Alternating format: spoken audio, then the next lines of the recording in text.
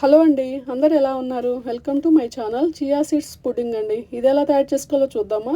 ముందు రోజు night 1/4 cup chia seeds తీసుకొని నానపెట్టుకున్నాను. ఇలా నానపెట్టుకుంటే మంచిగా నానిపోతాయి అన్నమాట చియా సీడ్స్. బాగా జెల్లీలా ఫామ్ అవుతాయి. ఇంకా వీటి కోసం నేను ఇవన్నీ తీసుకున్నానండి. ఇంక తర్వాత ఇవి ప్రిపేర్ చేసుకోవడానికి మనకి ఆల్మండ్ మిల్క్ కావాలి. నేను ఆల్మండ్స్‌ని కూడా ముందు రోజు నానపెట్టుకొని పొట్టు తీసుకొని ఇలా మిక్సీ జార్‌లో వేసుకొని వాటర్ యాడ్ చేసుకుంటే మనకి ఇంకా ఆల్మండ్ మిల్క్ తయారైపోతాయి కదా! దీన్నేందంటే ఆల్మండ్ మిల్క్‌తో గానీ, కోకోనట్ మిల్క్‌తో గానీ, లేదంటే మామూలు మిల్క్‌తో అయినా తీసుకోవచ్చు.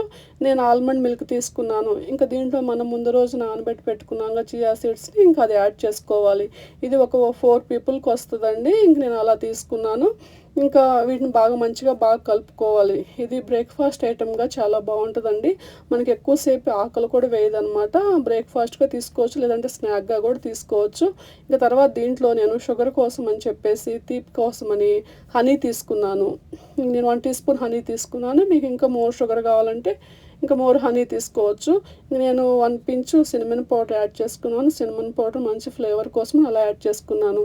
తర్వాత గ్రానోలా కూడా తీసుకున్నానండి. మీకు కావాలంటే సీరియల్స్ అవి కూడా తీసుకోవచ్చు. నేను గ్రానోలా తీసుకున్నాను.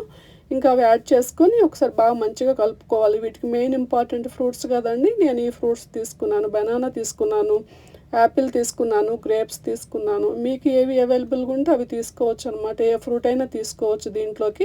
ఇది బ్రేక్‌ఫాస్ట్ ఐటెమ్ కోసం గదా! అందుకని ఏ ఫ్రూట్ అయినా తీసుకోవచ్చు. ఇంకా తర్వాత దీంట్లోకి నేను టాపింగ్ కోసమని డ్రై ఫ్రూట్స్ యాడ్ చేసుకున్నాను. ఈ డ్రై ఫ్రూట్స్‌ని ఒకసారి మంచిగా రోస్ట్ చేసుకొని, ఇంకా ఒకసారి దంచుకొని యాడ్ చేసుకోవాలనమాట. ఇంకా దానికోసమని నేను 1 టీ స్పూన్ సన్‌ఫ్లవర్ సీడ్స్ తీసుకున్నాను. 1 టీ స్పూన్ పంప్కిన్ సీడ్స్ తీసుకున్నాను. 4 క్యాష్యూస్ తీసుకొని, ఇంకొకసారి దంచుకొని నేను పైన టాపింగ్‌గా యాడ్ చేసుకున్నానండి. ఇది చాలా మంచిది కదా హెల్త్‌కి. మనం తినేటప్పుడు కూడా అలా బాగా పప్పులా తగులుతా ఉంటది కదా! ఇంకా అలా తీసుకొని ఇంకా మనం టాపింగ్‌గా యాడ్ చేసుకోవచ్చు.